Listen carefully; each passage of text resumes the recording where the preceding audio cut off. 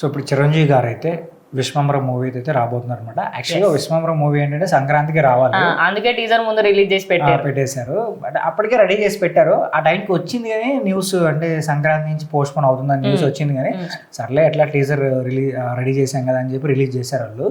But ఇప్పుడు ఈ movie ఎప్పుడు రాబోతుంది, సో ఈ మూవీకి ఉన్న సెంటిమెంట్స్ ఏంటి, సో ఈసారి బిగ్గెస్ట్ బ్లాక్ బస్టర్ కొట్టబోతున్నారా? అంటే కొడతారనే అనుకుంటున్నా.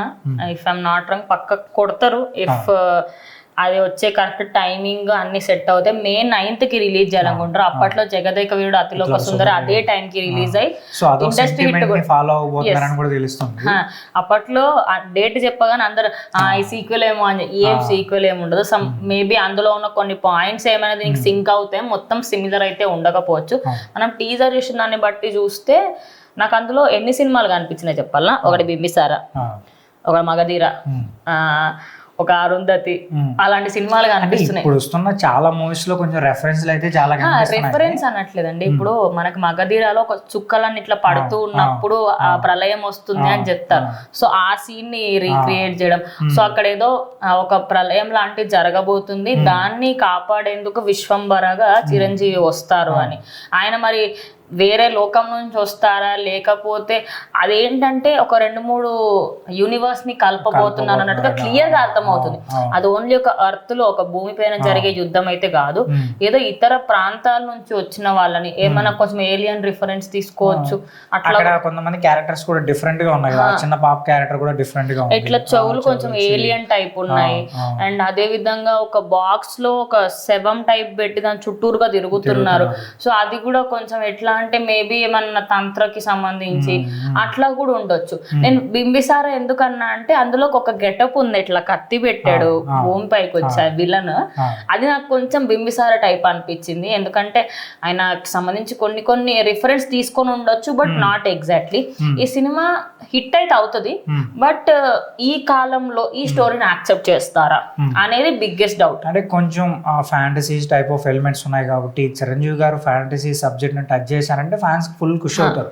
సో మరోసారి ఆయన ఫ్యాంటసీ టైప్ ఆఫ్ సబ్జెక్ట్ తో రాబోతున్నారు కాబట్టి ఆ హైప్ ఉంది కాబట్టి, సో హైప్ వల్ల హిట్ అవ్వచ్చు అని నేను అనుకున్నాను. అవ్వచ్చు, బట్ డిపెండ్స్. ఇంక ఇప్పుడు ఒకటండి, అంజీ సినిమా చాలా బాగుంటది, చాలా బాగుంటుంది. ఇప్పుడు చూడండి మీకు అనిపిస్తుంది అరే ఈ సినిమా ఇప్పుడు వచ్చుంటే బాగుండదు, మరి అప్పట్లో ఎందుకు ఫ్లాప్ చేశారు అంటే అప్పట్లో జనాలు దాన్ని అర్థం చేసుకోవడానికి టైం పట్టింది. అదే అంటున్నా, అది కూడా అక్కడ అంజీ సినిమా పైన బిగినింగ్ లో బాగానే ఉంటే తర్వాత ఎక్కువ డిలేస్ వచ్చేసినాయి. మూవీ షూటింగ్ టైమే చాలా రోజులు జరిగిన వల్ల, సో దానిపైన హైప్ కొంచెం తగ్గుతా వచ్చేసింది. సినిమా థియేటర్కి వచ్చేసరికంటే ఎటు కాకుండా అయిపోయింది.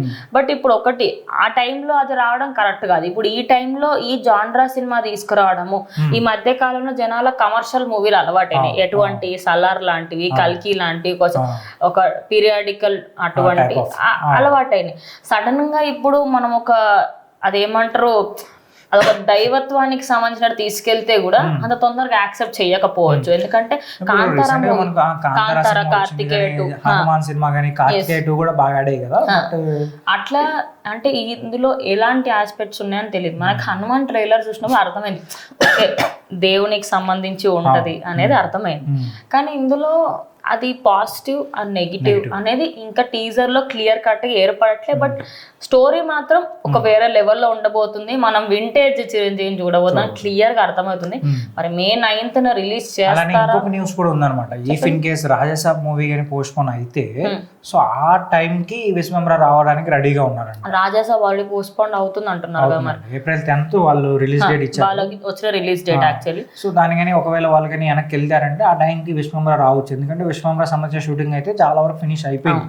సో ఓన్లీ విఎఫ్ఎక్స్ వర్క్ అయితే చేస్తున్నారని తెలుస్తుంది. ఇంకా విఎఫ్ఎక్స్ గురించి మాట్లాడుకోవాలంటే నిజంగా ఒక అంత బెటర్ అని చెప్పొచ్చు. ఆదిపురుష్ లాగా అయితే క్రింజ్ చేయలేదు ఒక విధంగా, చాలా టైం ఉంది కదండి. సో ఈ టైంలో ఇంకొంచెం బెటర్ గా చేసుకున్నారంటే, ఇప్పుడు ఏంటంటే చాలా మైక్రో డీటెయిల్స్ కూడా ఫ్యాన్స్ గమనిస్తున్నారు అనమాట. ఇంకోటి వశిష్ఠకి ఇది ఇటువంటి జాన్రా కొంచెం కొత్త అనే చెప్పొచ్చు. ఆయన ఆల్రెడీ మనం వశిష్ఠ గారు బింబిసారా సినిమా కూడా కొంచెం ఈ టైప్ ఆఫ్, బింబిసారాలో ఈ మొత్తం రాజులు కాలం ఆ type of అట్లా time చూపించారు. travel టైం ట్రావెల్ అది వేరే అవుతుంది, ఇది వేరే ప్రపంచం అన్నట్టుగా చూపిస్తున్నారు. అందుకే అంటున్నా నాకు అందుకే ఆ 2 క్యారెక్టర్ నాకు కొంచెం సిమిలర్ అనిపిస్తున్నాయి. మరి అందులో నుంచి ఆయన బింబిసార వరల్డ్ అని ఎండింగ్ లో వేస్తారు ఒకసారి, నెక్స్ట్ ఇంకోటి రాబోతుంది. సో అందులో దీన్ని ఏమైనా గ్లిమ్స్ ఏమైనా ఉంటాయి అట్లా కూడా అనుకోవచ్చు. Anything can happen.